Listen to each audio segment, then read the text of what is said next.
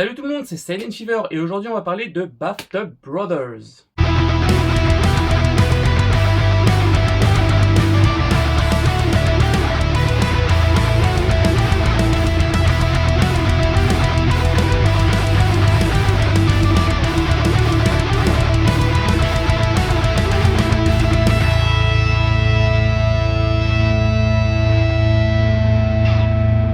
Bathtub Brothers. Bathtub Brothers, qu'est-ce que c'est? Bathtub Brothers, c'est un seinen assez atypique. Enfin, quand j'ai lu le synopsis derrière, genre j'ai kiffé, tu vois, je me suis dit, waouh, c'est quand même bien WTF, donc ça a l'air d'être sympa.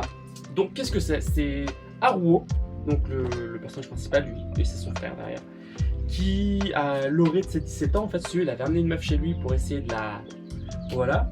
Sauf que bon, concours de circonstances, ça marche pas, il va se coucher et le lendemain, il se passe quelque chose de pas normal. En gros, si tu veux, il se réveille le matin comme ça, il se dit ouah, mais qu'est-ce qui se passe, merde, il y a de l'eau partout et tout. Et là, il y a son grand frère, parce que si tu veux, son grand frère, il vit chez lui, c'est un Ikikomori.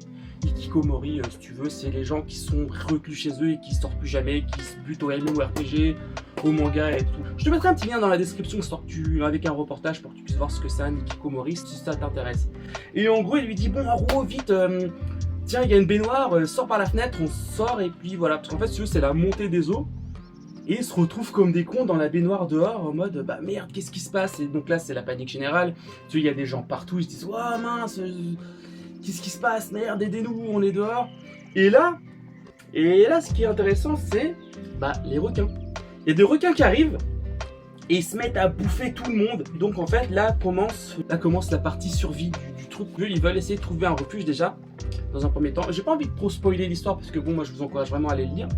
Mais donc, en gros pour eux, c'est aller donc sur Tokyo, aller descendre un peu vers le sud pour aller vers le mont Fuji pour pouvoir ensuite, vu que c'est un mont, forcément, la montée des eaux va pas aller jusque là, pour trouver refuge là-bas. Et ils se retrouvent dans 1001 péripéties au cours du récit donc. Et c'est vraiment intéressant parce que la relation entre les deux frères est vraiment poussée. Pourquoi? Parce que Haruo, donc lui, il détestait son grand frère parce que voilà, Ikikomori lui faisait honte et tout, donc il l'aimait pas trop. Mais au fur et à mesure de l'avancée de l'histoire, il commence à se dire ah, au final il est quand même cool mon frère, parce que son frère en gros, malgré il est comme ça quoi, il a une force de bâtard, il attrape, il soulève tout comme ça. À un moment il attrape un requin, il lui met une patate, enfin tu vois ce que je veux dire, c'est un peu... Ça reste quand même comique, même si c'est seinen. J'aime bien aussi parce qu'ils tombent toujours sur un tas de... Ils font un tas de rencontres et tout. Les gens les plus pourris qui existent, ils tombent sur des taulards évadés, ils tombent sur des racailles. Il y a un moment, ils tombent sur des racailles, ils disent oh non merde, ils vont essayer de nous dépouiller alors que c'est les mecs les plus gentils. Enfin, c'est... Encore une fois, j'ai pas envie de spoiler, mais c'est vraiment pas mal. Et j'ai vraiment beaucoup aimé cette œuvre-là. Et je vous encourage vraiment à la lire. Tu sais pas ce qui va arriver. En fait, c'est le genre d'œuvre où tu te dis... c'est pas prévisible. En fait, c'est pas prévisible, genre... Et t'as envie de savoir ce qui va se passer parce que tu sais, c'est tellement pas bateau et bateau, t'as compris? C'est tellement pas bateau ou prévisible que tu te dis merde, j'ai envie de savoir ce qui va se passer. Et ce qui est bien, tu vois, c'est que ça... C'est en 4 tomes, donc j'ai les 4 ici. C'est 4 tomes et ça se lit relativement bien. C'est frais, c'est léger et c'est vraiment... Pour ma part, en tout cas, j'ai vraiment beaucoup apprécié cette œuvre-là et je vous encourage encore une fois à la lire. T'aimes les requins? Perso, moi j'aime pas ça. Mais si t'aimes bien ou que t'aimes pas, c'est cool. Mais tu sais qu'est-ce que j'aime par contre? C'est quand tu t'abonnes, c'est quand tu likes frérot, et c'est quand tu partages la vidéo. Même si t'as pas envie de partager, abonne-toi, like, ça fait plaisir. Et en plus de ça, c'est gratuit. Ce que je vais faire, c'est que je vais vous lire derrière ce qui se passe. Donc il était une fois deux frères qui devaient se vivre dans une baignoire. Oui, parce qu'en fait, ils sont partis, donc, bon, comme c'est écrit sur la couverture, avec la baignoire de chez eux, ou je sais plus si c'est une baignoire qu'ils ont trouvée, avec leur baignoire. Et donc du coup, voilà, ils ont passé tout le long, enfin vous verrez, enfin lisez-le. Donc à l'orée de ses 17 ans, Haruo espérait enfin perdre sa virginité. Voilà. Donc je vous passe les détails, vous allez rigoler. Mais le matin de son anniversaire, une surprise de taille l'attend. Il se réveille avec sa chambre submergée par les eaux. Pas le temps de réfléchir, pour ne pas mourir noyé, il est obligé de se réfugier dans une baignoire. Pire que tout, le voilà coincé dans celle-ci aux côtés de son grand frère qu'il déteste viscéralement. Comme je vous disais, à deux, pourront-ils survivre à la montée du niveau de la mer, tandis que la terre entière semble en danger? Voilà, jusqu'où leur embarcation de fortune les mènera-t-elle?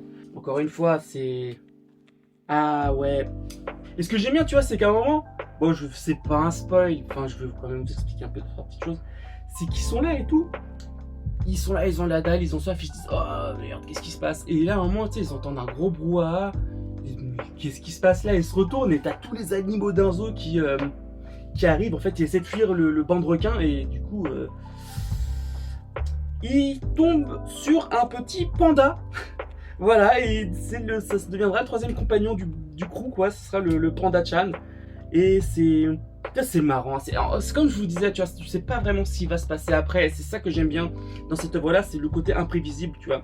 Et le côté imprévisible. Et tu sais, c'est un peu comme, tu vois, les bons nanars. Tu sais, t'as des films qui sont... Tu dis, putain, c'est un nanar, en vrai. Mais ça reste quand même des bons nanars. Tu vois, c'est le nanar que t'as envie de regarder parce que, malgré le fait que ce soit un nanar, bah, c'est un nanar assumé et c'est bien. Et bah, c'est à peu près ça, tu vois. Et pas genre le mauvais nanar où tu dis, ouais, c'est bon, c'est nul, tu vois, le vrai bon nanar. Et moi, j'ai bien aimé parce que, tu vois, encore même, comme je disais tout à l'heure, c'est frais, c'est rigolo, ils se retrouvent toujours dans des situations à la con. Franchement, je me suis marré plus d'une fois en le lisant et vraiment... je vous encourage à le lire. Donc là, je suis sur le site de Manga News. Donc ça a été noté par la rédaction à 14,81. Bon, après, tu sais, les rédactions, ils notent toujours un peu pas, quoi. Mais la note des lecteurs, c'est 16,17 sur 20. Donc comme je vous disais, vraiment, c'est quelque chose... C'est cool, quoi. Collection, what the fuck. Bah, tiens, tu m'étonnes. Alors, les points forts de la série, comme c'est écrit sur le site, on retrouve dans Bad Taft Brothers tout ce qui fait la touche unique de cet auteur. Donc je ne connaissais pas cet auteur-là, mais à mon avis, il doit faire des trucs comme ça, de ce que j'ai lu. Des personnages toujours gris, ni noir ni blanc. Donc c'est ça, ouais, c'est ça le truc. C'est que tu vois, ils vont pas porter un jugement sur quelque chose ou sur quoi, ou sur quelqu'un. Tu vois, ils sont là, ouais, bon, détente. Ah, c'est des dollars, ouais, détente. Ils s'en foutent, tu vois, c'est marrant, tu vois. C'est ça que j'aime bien. C'est des gens qui sont pas engagés dans telle ou telle direction. Loin du manichéisme et derrière des pitchs improbables, il développe un regard bien réel sur les êtres humains. Derrière les apparences les plus horribles ne sont pas toujours ce que l'on croit. Encore une fois, c'est le frère, tu vois. Enfin, le grand frère. Quoi qu'il en soit, avec un ton complètement décomplexé et sans aucune limite, il livre une histoire aussi délirante que jouissive. Et là, ouais, effectivement, c'est délirant et jouissif. Et franchement, en plus, tu vois, c'est l'été, c'est les plages, c'est les requins. Bon, j'espère pas, je sais que vous allez tomber sur un requin à un moment, mais t'as compris. C'est quelque chose d'assez frais et moi, je vous le recommande vraiment beaucoup. Lisez-le et dites-moi ce que vous en avez pensé dans la description. En parlant de description, je vous mettrai donc un reportage, parce que je vais trouver un truc cool sur les hikikomori, comme ça vous pourrez voir un peu ce que c'est. Et aussi, je vais commencer un TikTok. Pourquoi un TikTok? Eh bien parce que TikTok, ce que j'aime bien sur cette plateforme, c'est vraiment qu'elle touche beaucoup de monde. Donc du coup, je ferai des petites annonces en prévention. Il y a la vidéo sort, allez voir. Ça porte... Le TikTok porte le même nom que la chaîne ici, donc si vous voulez, allez-y, regardez, et puis comme ça vous serez informé. Ah oui, tiens, en parlant d'information, en t'abonnant et en cliquant sur le pouce en l'air, tu sais, t'as la petite cloche. Clique sur la cloche et mets toutes les notifications, comme ça tu pourras rater aucune vidéo. Donc sur ce, moi mes chers, je vais vous laisser, et je vous dis à la semaine prochaine. Abonnez-vous, likez, partagez, petite cloche, le TikTok, et ça... Et bien ça, c'est les 1, 2, 3 prochaines œuvres pour le mois de juillet. Et 1, 2, 3, plus une quatrième que je vais aller acheter. J'en avais parlé dans une vidéo précédente, tiens, je vais vous la mettre dans la description aussi. Ça sera les vidéos pour le mois d'août. Pourquoi pour le mois d'août? Bien parce que au mois d'août, je pars en vacances. Mais je vais continuer à vous faire du contenu. Bon, ça va être un peu plus à la détente, hein. Je pense que je vais prendre mon pied là où le téléphone est posé dessus et je vais vous filmer ça en mode je suis à la plage tranquille et je vous parlerai d'œuvres un peu plus légères. Attendez, je vais vous montrer quand même.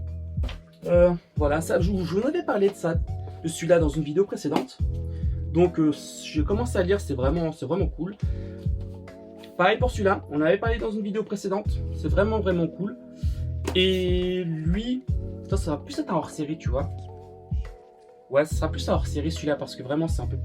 C'est vraiment quelque chose, c'est pas un seinen, c'est plus un slice of life tranquille, tu vois. Et l'autre, ce sera Je sais plus si vous vous souvenez de la vidéo quand je vous avais montré, quand je vous présentais des mangas, c'était celui, voilà, c'est genre la fin du monde et les touristes de l'apocalypse. Donc ça sera sur celui-là qui est sorti, je crois, le 1er juillet. Donc il faudra que j'aille le chercher.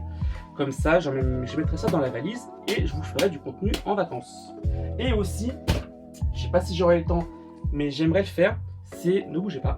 J'aimerais vous faire une vidéo et je vais vous la faire de toute façon quand je ne sais pas, mais bon, vous savez quoi, je pense que je vais la faire après celle-là. Ce sera donc pour la semaine prochaine. La semaine prochaine, je vais essayer d'en sortir 2 en présentant un manga. Peut-être que ça va faire un peu lourd parce que au début, je voulais vous en faire plus. Mais je me dis que plus de vidéos, ça fait aussi beaucoup à digérer, tu vois. Genre, je vous balance 3 mangas dans la semaine. Et bah, déjà, je sais même pas si l'un d'entre vous va aller le chercher ou aller le lire. Et si je vous en balance 3, bah, frérot, t'as pas le temps d'en lire un, t'as pas le temps de le lire, t'as pas le temps de le chercher et on t'en balance un autre. Donc, bon, c'est pour ça que je vais chiller un peu sur les sorties, les présentations de manga. Mais lui, Adabana, masterclass, un chef-d'œuvre. Vraiment, je suis tombé par hasard dessus dans un magasin. Je me suis dit, oh, qu'est-ce qui se passe? Ça, j'ai lu un peu qu'est-ce qui pourrait vous pousser à tuer quelqu'un. Je me suis dit, oh, qu'est-ce que c'est ça? Et je l'ai acheté par curiosité et il s'avère être une masterclass. Vraiment, c'est fantastique et je vais vous en faire une vidéo pour vous le présenter. Et vous verrez que c'est vraiment pas mal. Donc je vous laisse ici l'abonnement, la cloche, le petit pouce en l'air, le TikTok. Et puis je vous dis à la prochaine. Bisous bisous.